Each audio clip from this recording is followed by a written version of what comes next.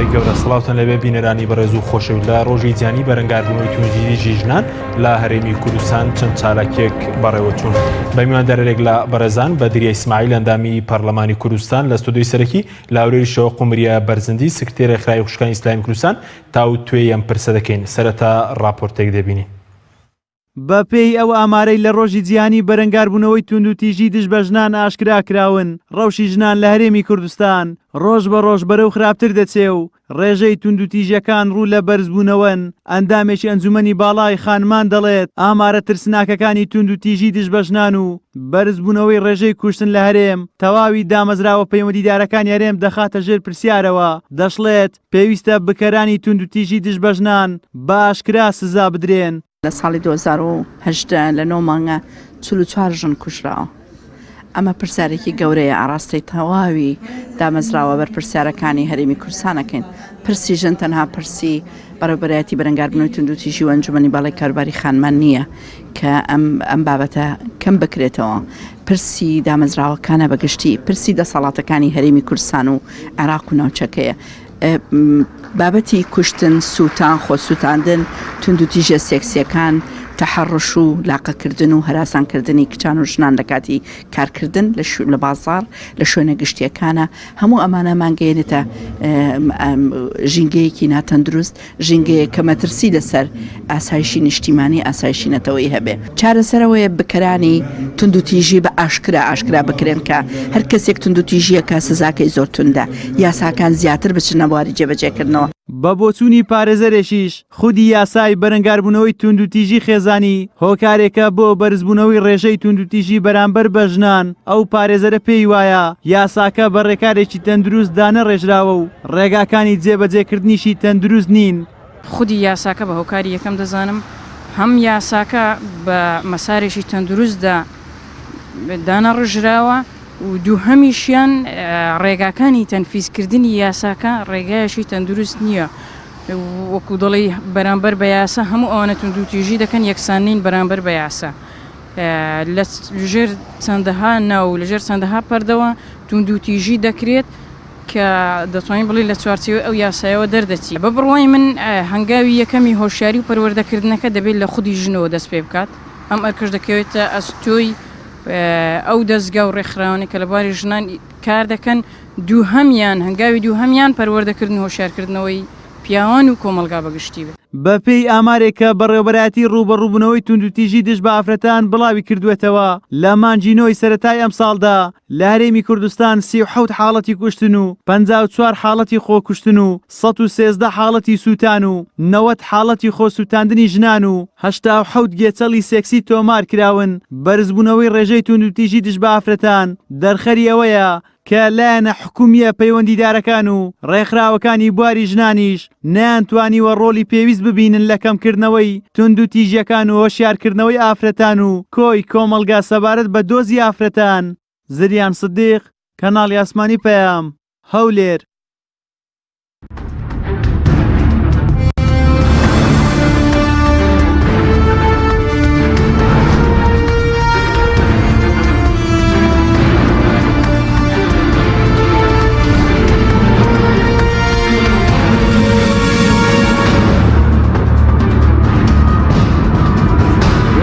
بینەرانی بەڕێز سوپاس بۆ میوانەکانمانەکە سەرەتا بچینە هەولێر لای قومریەخان زۆر سوپاس بۆ بەشداریکردن لە بەرنامەکەماندا. ئەگەر سەرەتا لەوە دەست پێ بکەین ئەمڕۆ چەند هەنگێک لە هەرێمی کوردستان بە بۆنەی ڕۆژی جیهانی ژنان بەڕێوەچوو ئامارەکان چیمان پێدەڵێن لەبارەی ڕەوشی ژنان لە هەرێمی کوردستان؟ بەناوی خۆی گەورە و میهرەبان، سوپاس بۆ ئێوە و سوپاس بۆ بینەرانی کەناڵی ئاسمانی پەیام. سڵاوی خۆی گەورەتان لێبێت. ساڵانە لە 25 نۆڤەمبەر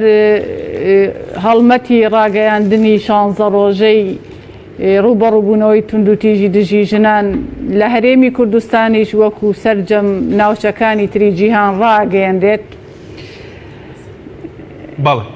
وەک دەڵێن ئەمە کە دەڵێن ڕایەگەیاندرێت هەر ڕاگەیاندنێکە و شتێکی ئەعلامی و چاولێکەریەکی جیهانیە. ئەینا بە پێی ئەو ئامارانەی کە بەڕێوەبەرایەتیەکانی توند و تیژی ئەی خەنە ڕوو ئاماری توندوتیژیەکان لە هەرێمی کوردستان ساڵ بە ساڵ ڕوو لە زیادبوونە و بەداخیشەوە شێوازی توندوتیژیەکان گۆڕانی بەسەرا هاتووە بە تایبەت توندوتیژی سێکسی و گێچەڵی سێکسی کە ڕووی لە زیادبوونە. ئەمەش ئەوەمان پێ دەڵێ کە ئەو نەخشە و پلان و ڕێکارانەی کە گیراونەتە بەر لەلایەن دام و دەستگا پەیوەندیدارەکانەوە نەیان توانیوە ئامانجی خۆیان بپێکن. بۆیە پێویستە بە زووترین کات بیر لەوە بکرێتەوە چۆن بتوانین لەگەڵ ڕاگەیاندنی هەڵمەتی توندوتیژی دژی ژنان موژدەی ئەوە بدەین بە دانیشتوان و ژنان لە هەرێمی کوردستان کە ئەمساڵ توندوتیژیەکان کەمیان کردووە و ڕێژەی کوشتن و خۆکوشتن و خۆسووتاندنی ژنان ڕووی لە کەمبوونەوە کردووە. بەڵام بەداخەوە ساڵانە ئەو ئیعلانە دەکرێت، ئەو ڕاگەیاندنە دەکرێت، لەگەڵ ئەوەشە لە ڕاگەیاندنەکانە خۆش ئیعتراف بەوە دەکرێت کە ڕێژەی توندوتیژیەکان و شێوازی توندوتیژیەکان گۆڕاوە و زیادی کردووە و مەترسی گەورەی لەسەر ژیانی ژنان دروست کردووە. بەڵێ یعنی ئەو ئامارانەی کە ئەمڕۆ بڵاوکراونەتەوە پێ دوایە ڕێژەی توندوتیژیەکان زیادی کردووە، کۆمەڵێک ئامار بڵاوکرێتەوە باسی ڕێژەی کوشتن لە نۆمانگی 2018 بۆ نمونە کوشتن 37 بووە، خۆ کوشتن 54، سووتان 113، خۆ سووتان 90 بووە. ئەم ئامارانە زیادی کردووە بەراورد بە ساڵی ڕابردوێنەی توندوتیژیەکان زیادی کردووە بەرامبەر بە ژنان؟ بەڵێ توندوتیژیەکان زیادی کردووە و لە شێوازێکەوە بۆ شێوازێکی تریش جیاوازە. بۆ نمونە یعنی لە مانگی نۆدا وەکو زۆرە کە 44 ژن لە یەک مانگا بکوژرێت بە هۆکاری نادیار کە هۆکارەکانیش دیار نین. کۆمەڵی ڕێکار گیراوەتە بەر بۆ کەمکردنەوەی توندوتیژی بەرامبەر بە ژنان. بەڵام بەداخەوە وەکو زۆرێکی تر لە پرسەکان لە هەرێمی کوردستانە ئەو پرسەش کۆمەڵێ فاکتەری تری لە پشتە کە نەتوانرێت ئەو ئامانجەی کە کاری بۆ کرێ بێتە دی. بۆ نمونە ئەتوانین بڵین سەروەرنەبوونی یاسا و بێلایەن نەبوونی دادگاکان و جێبەجێ نەکردنی ئەو یاسایانەی کە ئەخرێتە دانراوە بۆ کەمکردنەوەی توندوتیژی بەرامبەر بە ژنان و تەنانەت جاری وا هەیە هەروەکو ئەو خات و پارێزەرە باسی کرد یاساکان بە نەفەسێکدا ڕێژراون کە ناتوانن خزمەت بە ئافرەتانی کۆمەڵگە بکەن. بۆیە هەموو هۆکارەکان دەستیان خستۆتە پاڵ یەک و بوونەتە هۆکاری ئەوەی کە توندوتیژیەکان ڕۆژ بە ڕۆژ و ساڵ بە ساڵ ڕوو لە زیادبوون بێ. بە تایبەتیش ئەمڕۆ سەردەمێکە کە سەردەمی گەشەکردنی تەکنۆلۆجیا و سەردەمی سەرقاڵی کۆمەڵگە چین و توێژەکانی کۆمەڵگەیە بە تۆڕە کۆمەڵایەتیەکان کە ئەتوانین بڵین یەکێک لە هۆکارە سەرەکیەکانی هەڵکشانی توندوتیژی بەرامبەر بە ژنان لەوانەیە گەشە سەندنی بێسنووری تەکنۆلۆجیا و کارکردنی نادروست و ناتەندروستی کەناڵە ئاسمانیە و کەناڵە ناوخۆییەکانە بەو بەرنامانەی کە پەخشیەکەن و نامۆن بە کللتوری کۆمەڵگەی کوردی بەو فیلیمانەی کە دۆبلاژی دەکەن و دەبنە بەرهەمهێنەری توندوتیژی لە کۆمەڵگەی کوردیە. بەڵێ سوپاس دەکەین. دواتر گرێم بۆ لای بەڕێزت قومەریخان بەدریخان جەناویشت بەخێر بێ سوپاس بۆ ئامادەبوونتان. زۆر سوپاس. ئەگەر سەرەتا لە پێناسی توندوتیژیەوە دەست پێ بکەین توندوتیژی چییە و دوایی قسە لەسەر جۆرەکانی توندوتیژی بکەین دژ بە ژنان لە هەرێمی کوردستان. بەنای خۆی بەخشتەی میرەبان سۆسپاس بەخێر بێن. سڵاو ڕێزم هەیە بۆ بینەرانی بیسەرانی کەناڵی ئاسمانی پەیام دەستخۆشین بۆ جەنابتان بۆ سازکردنی ئەم بەرنامەیە. طبعا ئێمە ئەگەر سوپاسی خواکەین کە الحەمدلله خاوەنی هەڵگیری ئاینێکین، ئاینی ئیسلامەکە ئاینێکی بێ هەڵۆپەڵەیە، ئاینێکی شامیل و کامیلە ئاینێکە کە هەموو یاساکانی بۆ مرۆڤ ڕێکخستووە. ئەگەر ئەمە دیراسای میادە بکەین طبعا ئەم حەدەسەکە ڕوویداوە لە ساڵی 1960 ڕوویداوە کە لە کۆماری دۆمنیەکانە ڕوویدا. طبعا وە لە ساڵی 1999 ئەعلانی ئەم بۆ نمونە ئەم یادەکراوە لە هەموو ساڵێکیش فتح دەکرێەوە تا ئێستاش لە کوردستانی خۆماندا بە ئامادەبوونی سەرۆکی حکومەتی هەرێم طبعا ئەم یادە فتح دەکرێت. بەڵام ئێمە شانازی بۆ دەکەین سوپاس بە خوای پەروەردگار 1400 ئەوەندە ساڵەیە خوای پەروەردگار لەسەر حوتەبەقاتی ئاسمانەوە بە نوێنەرایەتی پێشەوامان محەممەد صلی الله عليه وسلم هاتەگۆ لە دیفاعی ژنان، لە سەرکەوتنی ژن، لە مافی ژن، لە ئیمتیازی ژن، لە حقوقی ژن، لە پاراستنی ژن. کەواتە شانزی دەکەین کە خاوەنی ئاینێکین الحەمدلله ئەوە 1400 ئەوەندە ساڵی هاتۆتەگۆ دیفاع لە خودی ژن و ئافرەتان دەکات. ئەوانەی کە بۆ منە زۆر زارۆکاری تونند و تیژی ژنان دەدەنە پاڵ ئاین تێنەگەشتنە لە ئاینی پیرۆزی ئیسلام و لە باکەنیانی پیرۆزی ئیسلام یا تێنەگەیشتنە خۆت خۆگێلکردن لە واقعی طبعا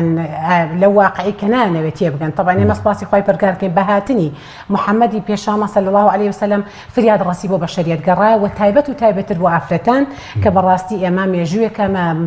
سەرمایەکە ئەمە سەروەریەکە ئێمە هەموو کات و ساتێک شانازی بۆ پێغەمبەر ئازیز و خۆشەویستەمانەوە دەکەین کە بە هاتنی ڕووناکیەکەی سەرانسەری جیهانی گرتەوە فریاد ڕاستی بۆ خودی ژن گێڕایەوە حقوق و ئافرەتی لە چی ڕزگارکردن بە هاتنی پیرۆزی ئیسلام. طبعا ئافرەتان کاتێک پێش ئیسلام زیندە بەچاڵ دەکران بە کۆیلایەتیکردن، بە کەنیزەکردن، بە زیندە بەچاڵکردن، هەموو ئەمانە کە کاتێک پێغەمبەری ئەکرەم هات عەلەیهی سەڵات وسەلام خوای گەورە لەسەر حوتەبەقاتی ئاسمانەوە هاتەگۆ و بۆ دیفاع دافعی گەورە و دیفاعی گەورەی هەرە بەرزی لە خودی ئافرەتان کرد. خوای پەروەردگار بۆ لە سوڕەتی تەکویردا دەفەرمێ ئافرەتانی تازە پێگەیشت و تاوانتان چی بۆ ئاواتان لێکرا. ئەمە کاتە هاتنەگۆی پەروەردگارە بۆ خودی ژن لە کاتێکدا لە جەهالەتدا زیندە بەچاڵ دەکران، ئازار و ئەشکەنجە دەدران. چەند جار عومەری کوڕی خەتاب ڕزا و ڕەحمەتی خوای پەروەردگاری لێبێ کاتێک کە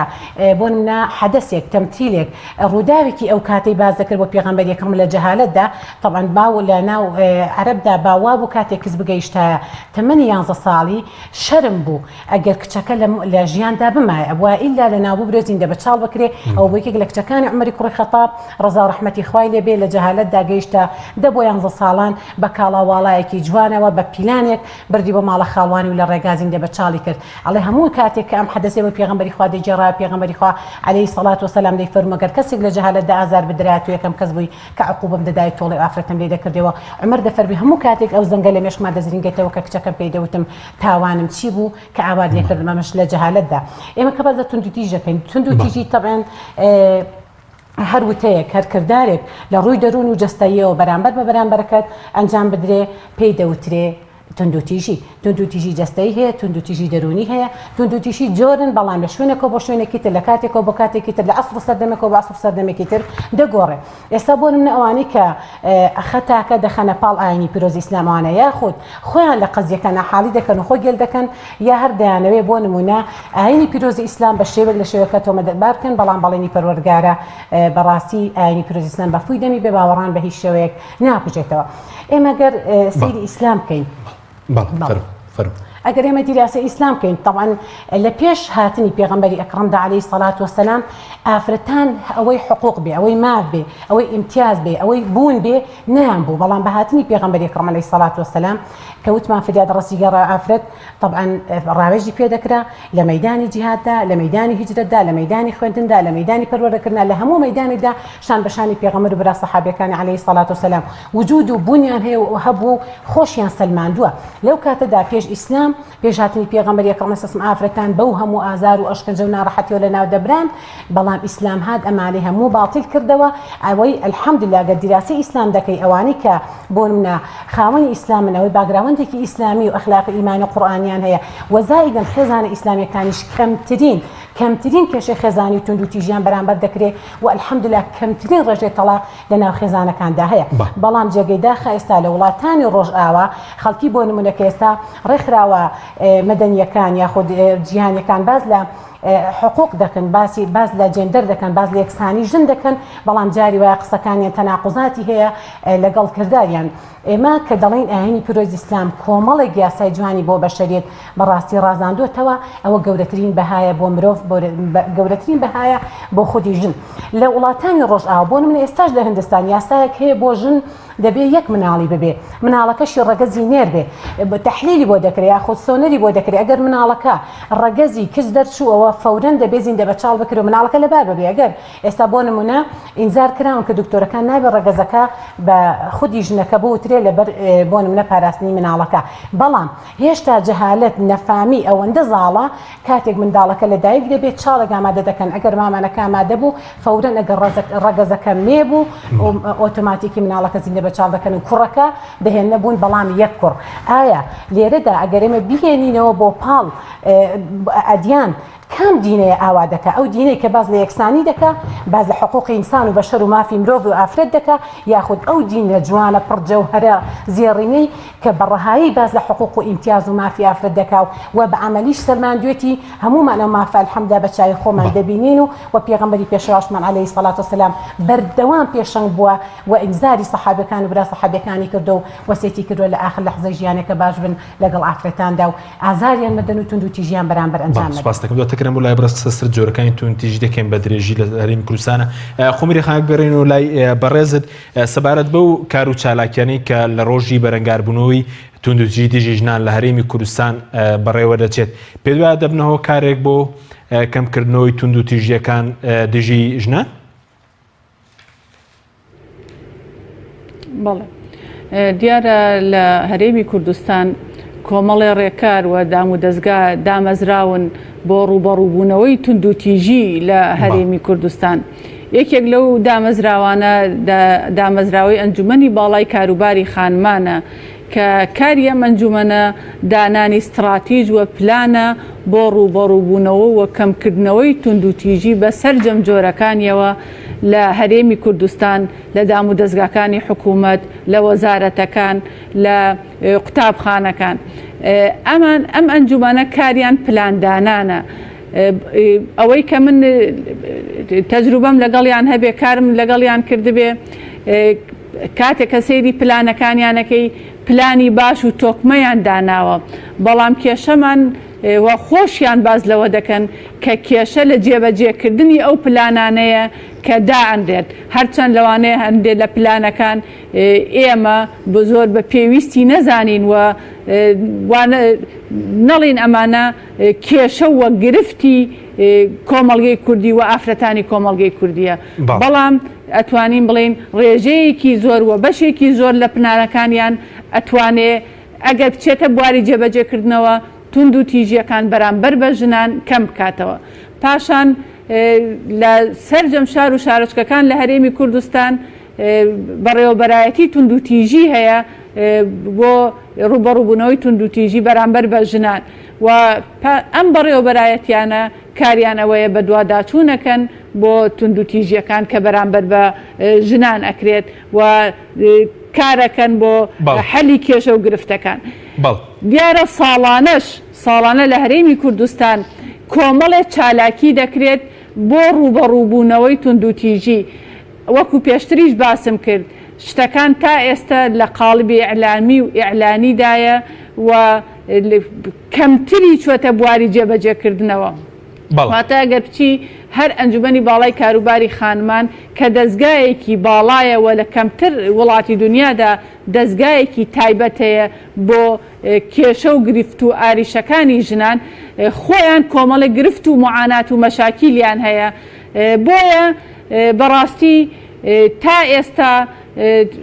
چالاکیەکان نەیانتوانیوە هەرچەند کۆمەڵی خول و دەوراتیان کردوێتەوە بۆ نمونە بۆ دادوەرەکان و لە کارەکەن لەسەر هۆشیارکردنەوەی کۆمەڵگە و هۆشیارکردنەوەی ئافرەتان و ڕێکخراوەکانی ئافرەتانیش کۆمەڵێکیان هەماهەنگن کارەکەن بۆ ڕوبەڕووبوونەوەی توندوتیژی وەکو وتم ئەبێ ئەم توندوتیژیانە بچێتە سەررجەم شار و شارۆچکەکان گوندەکان بچێتە ئەو شوێنانەی کە بەڕاستی ئافرەتی کوردی تایە و معاناتی هەیە بچێتە ئەو شوێنەی کە ئافرەتی کورد تووشی کێشە و گرفت بووە بزانین چۆن چارەسەری بکەین بۆیە پێویستە ئەو هەڵمەتە بە عەمەلی بکرێ بە فعلی بکرێ واتە تەنها ئافرەتانی نوخبە کۆ نەکرێنەوە و کۆمەڵی وتاریان بۆ بوترێ و ئێمە بەڕاستی ئەوەی کە بە گفتار ئەکرێ ئەگەر بچێتە قاڵبی عەمەلەوە بچێتە قاڵبی کردارەوە زۆر ئیشی باشەکرێ بۆ ئافرەتان بەڵام بەداخەوە وەکو زۆربەی شتەکانی تر هەل لە قاڵبی نووسراوە لە قاڵبی قاڵبی ئەو حیبرەی کە لەسەر وەرەقە نایەتە دەرەوە و نابێتە شتی عەمەلی و ناکرێتە ڕێکاری عەمەلی بۆ کەمکردنەوەی توندوتیژیەکان ئێمە هەمومان باش دەزانین ئەگەر ئێمە بمانەوێت توندوتیژیەکان کەم بکەینەوە لەوانەیە بڵین ئیدعایەوە بکرێت کە بەرەمبڕ بکرێت زۆر زەحمەتە چونکە کێشەی ژن کێشەیەکی مێژوویە و گرفتی ژن گرفتێکی مێژوویە پێشێلکردنی مافی ژنان گرفتێکە کە بە درێژایی مێژووە لە هەموو جیهاندا هەیە نەک تایبەت بە هەرێمی کوردستان بەڵام پێویستە ڕێکاری تەندروست و ڕێکاری دروست بگیرێتە بەر بۆ کەمکردنەوەی ئەو توندوتیژیانە بۆ نمونە ئەبێ لە سێکتەری پەروەردەوە دەست پێ بکرێت و لە پەروەردەوە لە منهەجەکانی خوێندنەوە بزانین چۆن ئەتوانین جیاکاری ڕەگەزی نەهێڵین بۆ ئەوەی بتوانین کۆمەڵگەیەکی تەندروستمان هەبێ پاشان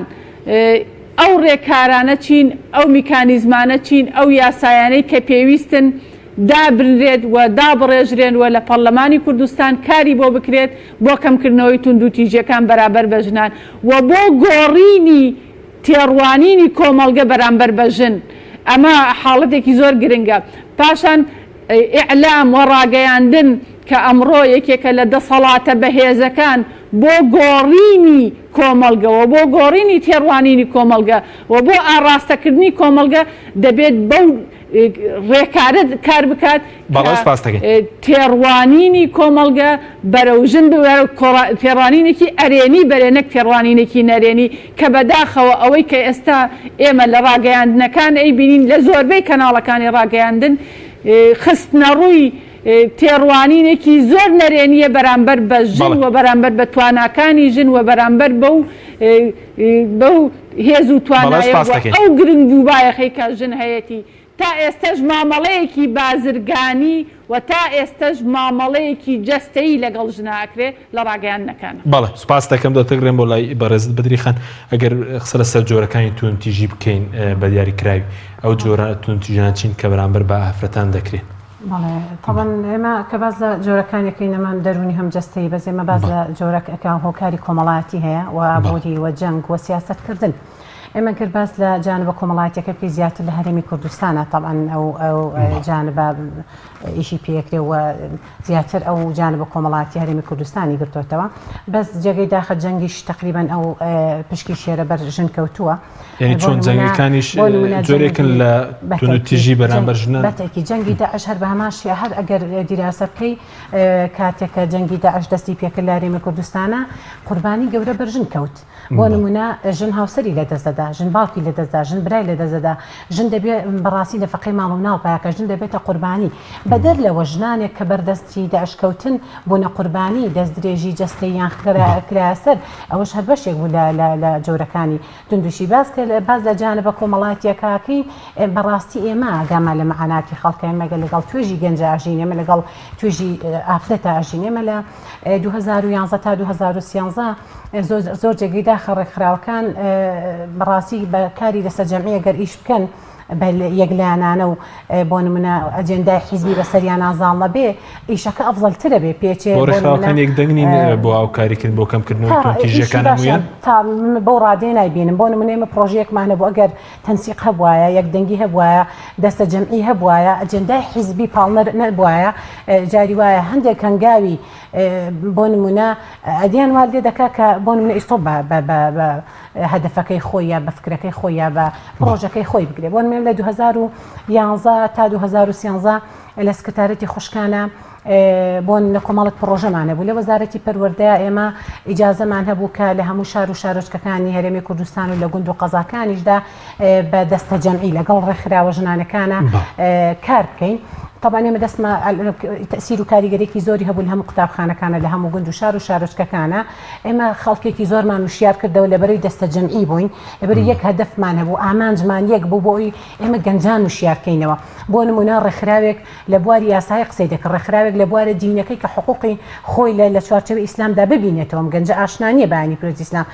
ئاشنانیە بە بوارەکانی ئەحوالی شخصی ئاشنانیە بەوەی کە بۆ نمونە مافی هەیە دەبێ بیستانی هەموو ئەمانە بۆ نمونە ئێمە بە گروپ دابش ئەوین بەسەر گوند و شار و شارۆچکەکانە تەسیر و کاریگەریەکی زۆری هەبوو. من یەک نمونە پێڵێم ڕۆژێک ڕۆژتینەیەکێک لە قەزاکان 400 گەنجی کچ ڕەگەزی کچ وەزائیدەن کوڕیشمان تقریبا هەربانگێش کردمەوە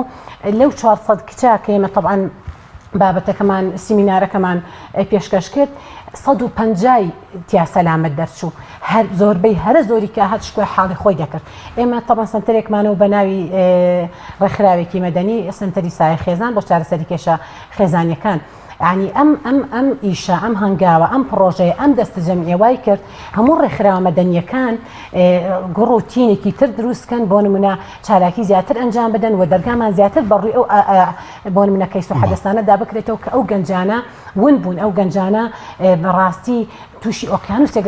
تاوانیان بەرامبەر کراوە و بوونەتە قوربانی و بوون بە تەڵەوە و باجی گەورەیان داوە بوون بەڕاستی بە خۆراکی دەمی ئەو گورگە بەسییانێکی هەمیشە لە کەمیندان بۆ کچە گەنجەکانمان کە وشیاردن کە بەهای خوان نازانن کە پێگەی خوان نازانن کە گەنجایەتی خوان نەدۆزیوێتەوە کە نازانن بەڕاستی ئەمە داوە ئەمە پیلانە ئەمە بە ناوی هەندێک بۆ نمونە جاری وایە ڕاگەاندن وەزعەکە باقارێکی خراپترە ئەڕوا ڕاگەاندن و هەندێک حقوق و مافی امتیازە ئەوە هەڵەخڵەتی و لە خشە دەبرێت ئەو کاتێمە ئەو ساڵانە کە بێکە و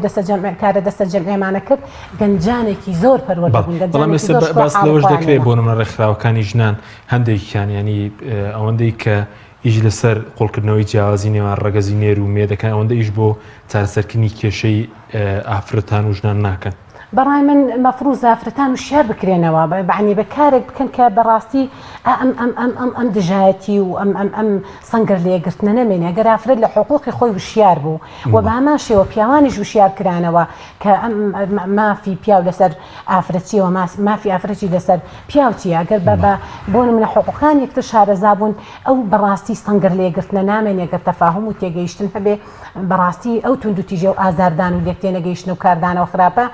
دروست نابێت. جاری وای هەندێک حاڵەت کە دروست ئەبێ کاردانەوە یاخود ڕەتفعلە لە بەرامبەری مەواقیفی ژنێکەوە بۆ ڕەگەزی نێر دروست دەبێ یاخود عکسەکەیەتی بۆیە ئەگەر بۆ نمونە پەروەردەیەکی تەندروست هەبێ ئەگەر بۆن من ڕاگەاندنەکان بەکاری خوان هەڵسن بەکارێکی ڕەسەنانە نەک ئەو ڕاگەاندنێک کە بۆ نمونە ئەم ئەفلام و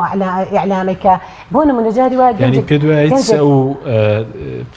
بڵێن ئەو فیلمە دووبڵاشکراوانی کە پەخش دەکەن لەکەمە کاریگەری لەسەر تونتیژی ناو کۆمەڵگە زۆر سلبی هەیە بەتەکی زۆر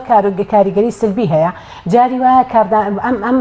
تەمثیل هەموو کەس دەتوانێت بۆ نمونە تەمثیل بکات بەڵام لە واقعی ژیانی خۆتە نە من نە جەنابەت نە هەر هیچ تاکێکی کۆمەڵگە بە ڕەگەزی نێرومێەوە ناتوانێت بەڕاستی ئەو ژیانەی کە لە تەمثیلدا عەرض دەکرێت من لە ژیانی خۆمان دەستەبەری بکەم. بۆیە جاری وایە کاردانەوەی سلبی هەبوو بۆ خێزانەکان بۆ بینی ژن و مێردەکان. بۆیە من دەڵم ئەگەر ڕێکخراوە مەدەنیەکان بە دەستە جەمعی کار بکەن پێدەچێت تاک بە تاکی کۆمەڵگا وشیار ببێتەوە لە حقوق و مافی خۆی ئەو تونند و تیژێش کە ڕۆژ بڕۆ لە پەرسەندندایە پێدەچێت بەرەو کەبکردنەوە بڕوا. ئێمە کە باز لە کۆمەڵاتی دەکەین کۆمەڵگەی ئێمە طبعا ئێمە بە حکمی کەوتم لە ناو چینی گەنجانە کار دەکەین گەنجەکان شکوێ حاڵی خۆیمان بۆ دەهێنێ کۆمەڵگە ئێمە هێشتا بۆ نمونە تەقبولی هەندێک حەدەز ناکە تەقبولی هەندێک حاڵەت ناکە بۆیە هەندێک کار کە دەڵم کاردانەوەی بۆ دروست دەبێت هەندێک مەواقیف هەندێک بۆ نمونە ڕووداو ئەلم تازەترین ڕووداو لە شاری هەولێر هەفتەی پێشوو گەنجێک خوشکێکی تەمەن مێرد منداڵ یەکێتە دەرەوە کە دێتەوە بە مۆبایلێکەوەیتە ماڵە و فیشەکە گەنێ بەسەریەوە لە ناوی دەبات. بەڵام ئێمە کە دیراسی ئیسلام دەکەین ئیسلام دژی هەموو زوڵمێکە دژی هەموو ستەمێکە دژی هەموو کوشتنێکە حقوقی ئینسان لای پەروەردگار زۆر بەهایەکی بەرزی هەیە بەس ئەوەندە بە هیچ شێوەگانی پیرۆزی ئیسلام لەگەڵ ئەو زوڵم و ستەم و چەوسانەوەیە نییە. بەڵام چی بکەینەمە لە کۆمەلگادا تاکەکان وە خودی کۆمەلگاش لە واقعەتێ نەگەیشتووە گەنجێک بۆ منە شکۆی حاڵی خۆی بۆ من دێنێڵە من لەبەر ئەوەی کە نەبوو مەخاوەنی بڕیار لە نەگەیشتمە تەمەنی ڕۆژ یاخۆ نەگەیشتمە تەمەنێکی کامەڵ بە بۆنەی گەنجێکەوە لە تۆڕی کۆمەڵاتی فەیسبوک و هەر خەڵەتێنراوم ئەم کاردانەوەی وای کردو بۆن من ئەم کوڕە هەڕەشە دەکات دەیترسێنە دەیباتە دەرەوە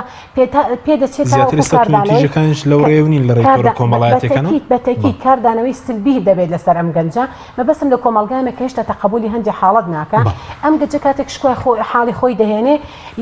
یەک تەنها وێنە یەک وێنە لە فەیسبوک پۆست بکرێ پێدەچێت خێزانێک چۆنەڵی بەرەنگاری یەکتر ببنە و کوشتن و کوشتارە خوێن ڕشتن دروست ببێت بەڵام کۆمەلگا مادەم یاسا هەیە مادەم یاسا هەیە بۆ نمونێمە سێ یاسای ئەحوالی شخصیمان هەیە بە کاتێک کە گەنجێک بێت تونند و تیژی من لێرە بە گەنجە خوێنگەرمەکان دەڵێم تونند و تیژی بەرامبەر بکرێ بترسێنرێ هەڕەشەی لێ بکرێ بە زۆر ببرێ بۆ جێگایەک لە بە بۆنی سۆزداریەکەیەوە بیەوێ حەز و مەرامەکانی خۆی پێبێنێتە دی ئەو کچە هیچ ترس و خەوفێکی نەبێ یاسا ئەگەر بەس ئەوەندە بڕوات بەدەم یاسا و یاسا بتوانێت بە عەدالەت ئیشی خۆی بکە ئەو سێ خاڵە ئەحوالی شخصیەی لەسەریا دەستە جێبەجێ بکرێ لانی کەم 6 مانگ زندانی بەسەرا دەستە پێێنری بەڵام من لێرەوە بە براکان دەڵم بە باوکەکان دەڵێم بە چینی کۆمەلگا دەڵم بە تاکە بەداکی کۆمەلگان دەڵێم باشترە لەوەی بڕۆی لە ڕووی یاساییەوە ئەو کەسەی کە بۆ نمونە هاڕەشە لە گەنجەکانمان لە ژنەکانمان لە ئافرەتەکانمان دەکا بە هەر پاساوێت تونند و تیژی بەرامبەر دەکرێت با لە ڕووی یاسایی و ئیجراعاتی لەگەڵا بکرێت لانی کەم 6 مانگ زیندانی بەسەردا دەستە پێێنرێ گرتەنها هەڕەشەیەکی دەرونیشی لێ بکرێ چ جای جەستایی سوپاس دەکەم بەڵێ بینێرانی بەرز ناوبڕێک و دوای ناوبڕەکە دەگەڕینەوە وڵاتان لەگەڵمان بمێنەوە تۆپ ئارت تاکە بریکاری تۆڕی میدیایی کۆمەڵ بۆ دروستکردن و بڵاوکردنەوەی ڕیکلام تۆپ ئارت دنیا دیکۆر بۆ کەوانتەر و تەختەی ئەرزی لە دنیا دیکۆر ئامادەین بۆ دروستکردنی کەوانتەر و دانانی تەختەی ئەرزی بە باشترین کوالیتی و نرخی گونجاو دروستکردنی کەوانتەر بە خواستی خۆتان بە کەرەستەی MDF و HDF و HPL و R-Click و داری سروشتی و باڵۆن پرێس هەروەها دروستکردنی کەوانتەری تاقیگە و WC و کابینات با کەرەستەی کۆمپاکت لامینات کە دژە بەکتریا و دژە ئاو و دژە ئەسیدا بۆ دڵنیابوون لە کوالیتی و نرخی گونجاو تەنها دنیا دیکۆر هەڵبژێرە دنیا دیکۆر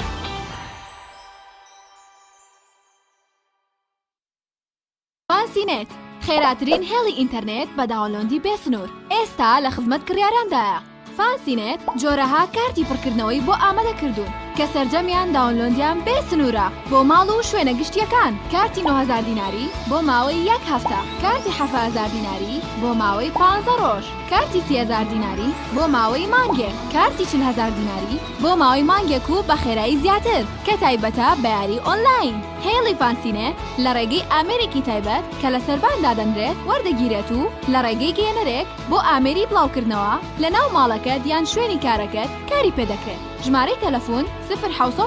224 75 74 یان 0 194 36 37 فانسینێت تۆپ ئارت تاکە بریکاری تۆڕی میدیایی کۆمەڵ بۆ دروستکردن و بڵاوکردنەوەی ڕیکلام تۆپ ئارت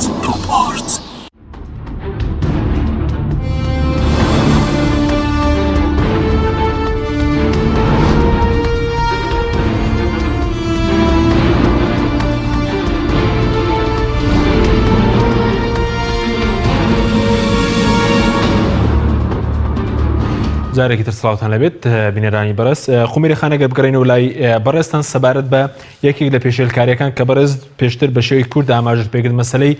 دەستدرێژی سێکسی یاخود بازرگانیکردنە بە ئافرەتان پێشتری چەند راپۆرتێکی نێودەوڵەتی باسییان بە بازرگانیکردن بە ئافرەتان دەکرد بە تایبەتی لە کەمپەکانە ئێستا پێدوایە دەستدرێژی سێکسی و بازرگانیکردن بە ئافرەتان لە هەرێمی کوردستانە زیادی کردووە؟ بەڵێ دیارە بە پێ و ئامارانەی کە بەڕێوەبەرایەتیەکانی تونند و تیژی ئەیخەنە ڕوو ڕێژەی بازرگانیکردن و دەستدرێژی سێکسی و گێچەڵی سێکسی زیادی کردووە ئەمەش ئەگەڕێتەوە بۆ ئەوەی پێویستە لایەنە پەیوەندیدارەکان کاری لەسەر بکەن بە ڕای من لەسەر سێ ئاس پێویستە کار لەسەر ئەو بابەتە بکرێت یەکەم لە ئاسی پەرلەمانی کوردستان ئەو یاسایی کە پێویستە کاری لەسەر بکرێ کە قەدەغەکردنی بازرگانیکردنە بە ژنان و ئافرەتان و بەڕاستی ئەمە یاسایەکی زۆر گرنگە و پێویستە کاری لەسەر بکرێت و حکوومەت لایەنی جێبەجێکار پێویستە لە جێبەجێکردنی ئەو یاسایەدا کەم تەرخەم نەبێت و دەسەڵاتی دادوەریش دیسانەوە سربەخۆ بێت و سربەخۆیانە بڕیار بدات و ئەو کەسانەی کە بە هەر شێوەیەک ئەو جۆرە توندوتیژیە بەرامبەر بە ئافرەتان بەکارەهێنن دەسەڵاتی خۆیان بەکاربێن بۆ سزادانیان. یەکێک لە گلەیەکان کە ئەمڕۆ ئەکرێتەوەیە کە دەسەڵاتی دادوەری و تەنانەت ئەو کەیسانەی کە پەیوەندیدارە بە کوشتنی ژنان و گێچەڵکردن بە ژنان و توندوتیژی سێکسی و ڕەواژدان بە بازرگانیکردن بە ئافرەتانەوە جاری وا هەیە ئەویش بە شێوەیەک لە شێوەکان دەسەڵاتی حیزبی و تەدەخولاتی حیزبی نایەڵێت دادگا بە کار و ئەرکی پیشەیانەی خۆی هەستێت. بۆیە لە ڕاستیە ئەمە پێویستە زۆر بە جددیکاری لەسەر بکرێت و ئیشی لەسەر بکرێت چونکە بۆتە هۆکاری پشێوی کۆمەڵایەتی و بۆتە هۆکاری زیاتر بوونی توندوتیژی ئەتوانین بگەڕێنەوە کە دەڵێن حاڵەتی کوشتن و خۆکوشتن و خۆسووتان زیادی کردووە ئەتوانین بڵین ئەمە بە شێوەیەک لە شێوەکان پەیوەندی بەو جۆرە توندوتیژیەوە هەیە کە بەرامبەر بە ئافرەتانەکرێ و بۆ بازرگانیکردنەوە هەیە کە بەرامبەر بە ئافرەتانەکرێ تەنانەت بازرگانیکردن بە ئافرەتانەوە چوەتە زۆربەی جومگەکانی کۆمەڵگا ئەمەش زۆر مەترسیدارە و پێویستە ڕابگیرێت و کاری لەسەر بکرێت. بەڵێ یعنی تەنها ئێستا چووکە پێشترندێک راپۆرتی نێودوڵەتی باسییان لە کەمپی ئاوارەکان دەکە ئێستا جگە لە کەمپی ئاوارەکان لە پارێزەکانی دیکە هەرێمیش مەسەلەی بازرگانیکردن بە ئافرەتانەوە بوونی هەیە؟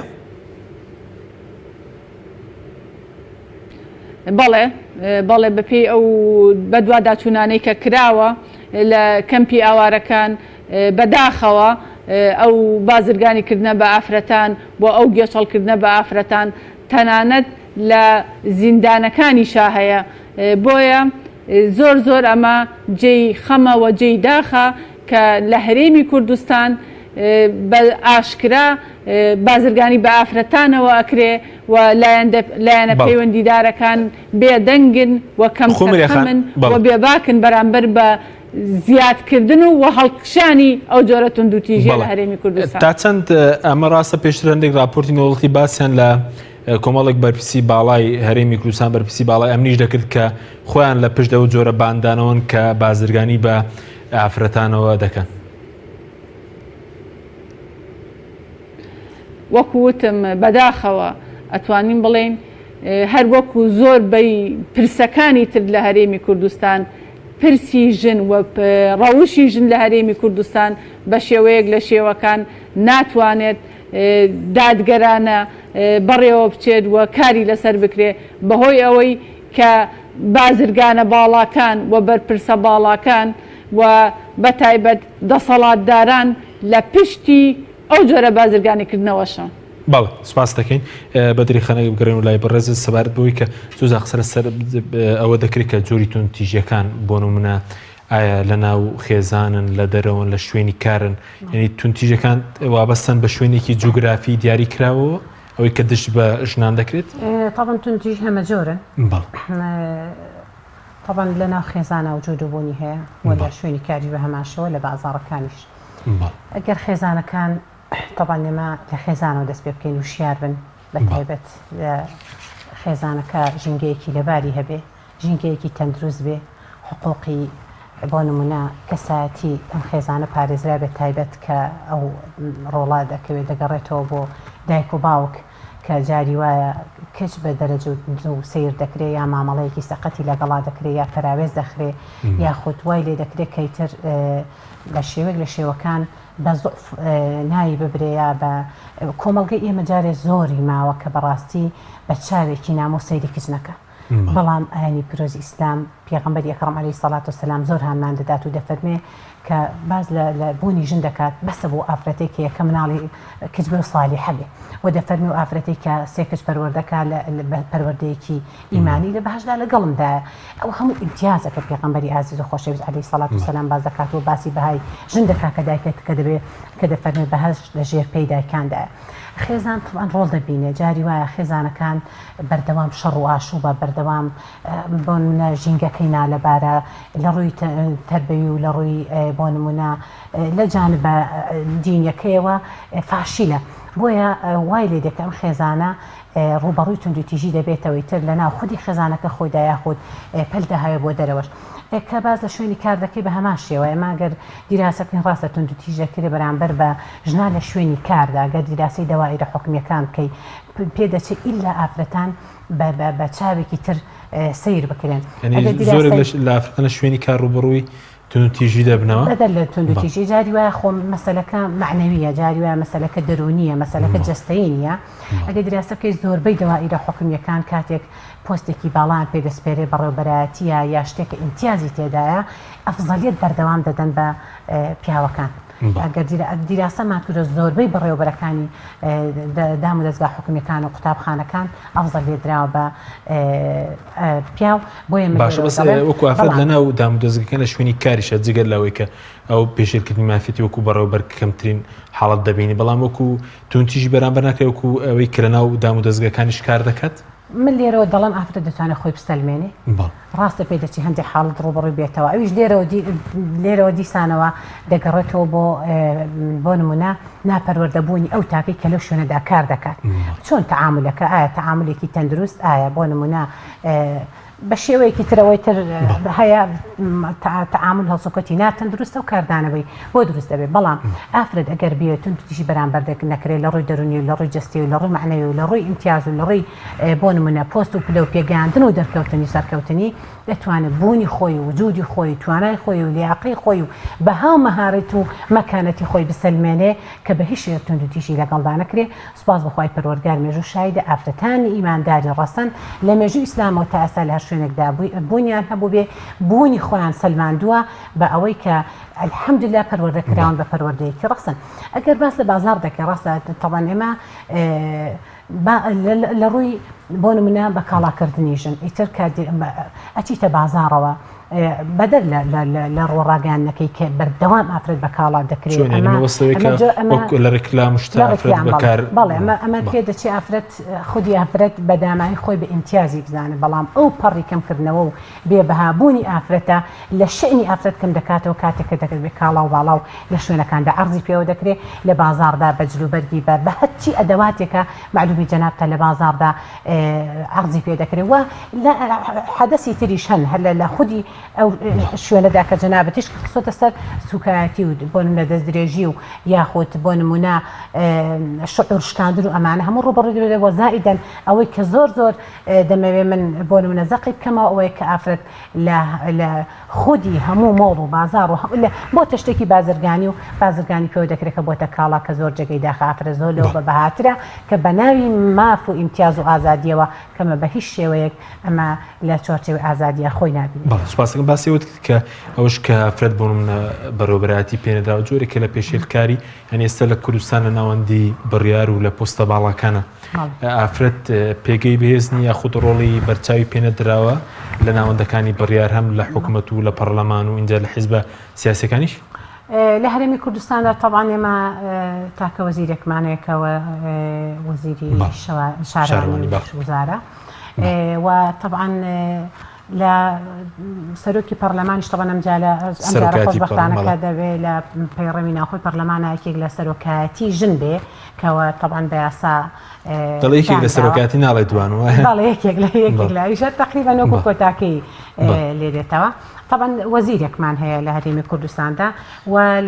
لە پێشدا طبعا کە سەرۆکایەتی هەبوو کاتی بۆ سەرۆکاتی پەرلەمان ئێستا طبعا ئەو کاتە پێ دەچێ یاخود وەکالەت بە یاسا بوو دووبێ کاتی بووە کاتەکەی ئەوەندەی نەمابووکەوە پێش لە سەرۆکایەتی حکوومەت و پەرلەمان ئافرەت ڕۆڵی نەبووە ڕۆڵی لە سەرۆکایەتیە ئەو چەند مانگەی ئەخیری کە تەبعاً دانرا بەڵام بە یاسا ڕێک نەخرابوو ئێستا بە یاسا بوونی هەیە کە دەبێت لە حکوومەتە لە سەرۆکاتی جێگر و سەرۆکەر پیا و نافرەت ئێستا ئەو بوارە بە ئافرەت نەدراوە و لە تەنانەت لە بۆ نمونە عێلاقاتی خارجیشدا لە نوێنەراتی نێودەوڵەتیشدا هیچ ئافرەتێک بەشداری پێ نەکراوە لە شاندا حکومی سیاسەکانیشدا ئافرەت لێرەدا بۆ نمونە هەر ڕۆڵی پێ نەبیندراوە ئەوەش خۆی جێگەی داخە ئەوەش جۆرێکە لە پێشێلکاری بەرامبەر ئافرەتان کە ڕۆڵی پێویستیان نییە لە ناوەندەکانی بڕیارە حکومە دەتوانێت ئافرەت بەڕاستی بەتاقی بکاتەوە کە من بە زوڵمی دەزانم کە ئافرەت من لە توانە ئافرەت ڕادەبینم کە دەتوانێت لە هەموو کایەکانی سیاسیدا لە هەموو بوارێکدا ڕۆڵ و وجود و بوون و توانای خۆی شان بەشانی پیاوان لەسەر باشە لە ناو پارتی ئیسلامیەکان بەڵێ پارتی ئیسلامیەکان ڕێگە درراوە ئافرەت لە ناوەندی بڕیارە هەبێ بۆ نمونە مەکتەبی سیاسی بێ سەرکردایەتی بێ سپاس بۆخوای پەروەردگاری وەکو کۆمەڵی ئیسلامی لە ئەنجومەنی سیاسیەوە ئافرەتمانەیە کە خاوەنی بڕیارە تاکو و سەرکردایەتی تاکو و ناوەند و دەستگاکان و تاخوارە باش. بەڵێ سپاس دەکەم. خومری خان ئەگەر بگەڕێنەوە و لای بەرز کاتمان زۆر کەمەوە بە کورتی دەبێت ئێمە چی بکەین بە شێوەیەکی گشتی بۆ ئەوەی کە تونند و تیژیەکان ژنان کەم بکرێتەوە لە هەرێمی کوردستانە؟ بەڵێ بۆ کەمکردنەوەی تونند و تیژیەکان لە هەرێمی کوردستان پێویستە هەموو لایەنەکان دەست لە ناودەستی یەک بدەن بۆ ئەوەی ئەو تونند و تیژیانە کەم بکەنەوە. یەکەم دەسەڵاتی یاسادانان، پاشان حکوومەت، پاشان ئەنجومەنی دادوەری، ڕێکخراوەکانی کۆمەڵی مەدەنی، دەستگاکانی ڕاگەیاندن و ئیعلام و هاوڵاتیان بەگشتی ڕێکخراوەکانی ژنان و ئافرەتان و دەستگای ئەعلامیەکان ئەتوانن ڕۆڵێکی زۆر زۆر سەرەکی و بەرجەستەیان هەبێ لە ئاڕاستەکردن و ڕۆشنبیرکردنی کۆمەڵگە بەبێ جیاوازی ڕەگەزی و پاشان کاتێک کە پلان و بەرنامە و استراتیژێک دانرێت هەوڵ بدرێت کە ئەو پلان و بەرنامە و استراتیژە بچێتە بواری جێبەجێکردنەوە. واتە ئێمە چ لەسەر ئاستی حکوومەت، چ لەسەر ئاستی پەرلەمان، چ لەسەر ئاستی